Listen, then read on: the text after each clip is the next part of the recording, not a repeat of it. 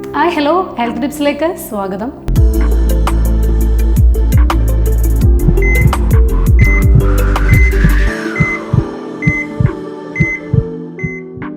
നമ്മൾ പണ്ട് കാലത്ത് ഒരുപാട് കേട്ടിട്ടുള്ള ഒരു കാര്യമാണ് ഈ ബന്ധുക്കൾ തമ്മിൽ കല്യാണം കഴിക്കുമ്പോൾ ജനിക്കുന്ന കുട്ടികൾക്ക് വൈകല്യം ഉണ്ടാകും എന്നത്. ഇത് എത്രത്തോളം ശരിയാണെന്നുള്ളത് പലർക്കും അറിയാത്ത ഒരു കാര്യമാണ്.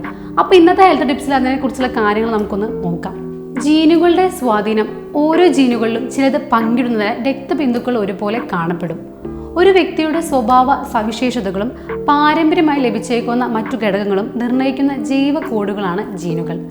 അമ്മയ്ക്കോ അച്ഛനോ വലിയ കാലുകളോ നീല തവിട്ട് അല്ലെങ്കിൽ പച്ച കണ്ണുകളോ ഉണ്ടെങ്കിൽ ഇത് അവരുടെ കുഞ്ഞിനും പാരമ്പര്യമായി തന്നെ ലഭിച്ചേക്കാം. നമ്മുടെ ജീനുകൾ നമ്മുടെ മാതാപിതാക്കളിൽ നിന്ന് പാരമ്പര്യം ലഭിക്കുന്ന ഒന്നാണ്. മാറ്റപ്പെട്ട ജീനുകൾ വഴി പകരുന്ന വൈകല്യങ്ങളും നമുക്ക് പാരമ്പര്യമായി തന്നെ കിട്ടും. ഇത്തരത്തിലുള്ള രോഗങ്ങളെ ജനിതക വൈകല്യങ്ങൾ എന്നാണ് വിളിക്കുന്നത്.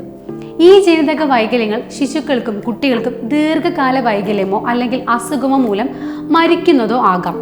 പലതരത്തിലുള്ള ജനിതക വൈകല്യങ്ങളുണ്ട്. ഉദാഹരണത്തിന് sickle cell anaemia, thalassaemia, cystic fibrosis. ജനിതക വൈകല്യങ്ങളാൽ ഏത് സമൂഹത്തിൽ നിന്നും ഏത് കുടുംബത്തെയും ബാധിക്കാം. എന്നിരുന്നാലും പങ്കാളികൾ രക്തബന്ധമുള്ളവരാണെങ്കിൽ, അതായത് ഉദാഹരണത്തിന് കസിൻസ്, ഇവർ തമ്മിൽ വിവാഹം ചെയ്യുമ്പോൾ ചില ജനിതക വൈകല്യങ്ങൾ ഉണ്ടാകാൻ ചാൻസ് ഉണ്ട്. അതായത് ഉദാഹരണത്തിന് റിസസീവ് ഡിസോർഡേഴ്സ് എന്നാണ് ഇതിൻ്റെ പേര്. ഇതുണ്ടാകാനുള്ള സാധ്യത വളരെ കൂടുതലാണ്. രക്തബന്ധമുള്ള ദമ്പതികൾക്ക് പാരമ്പര്യ വൈകല്യമുള്ള ഒരു കുട്ടി ജനിക്കാനുള്ള സാധ്യത വളരെ കൂടുതലാണ്. കാരണം കുടുംബങ്ങളിൽ ജീനുകൾ കൈമാറ്റം ചെയ്യപ്പെടുന്നു.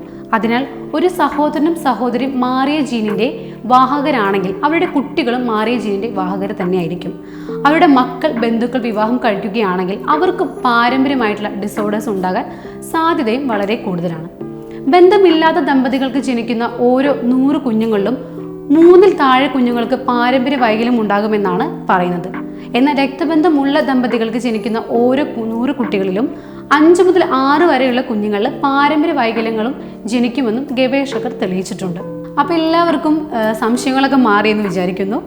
Social media desk, Kerala vision.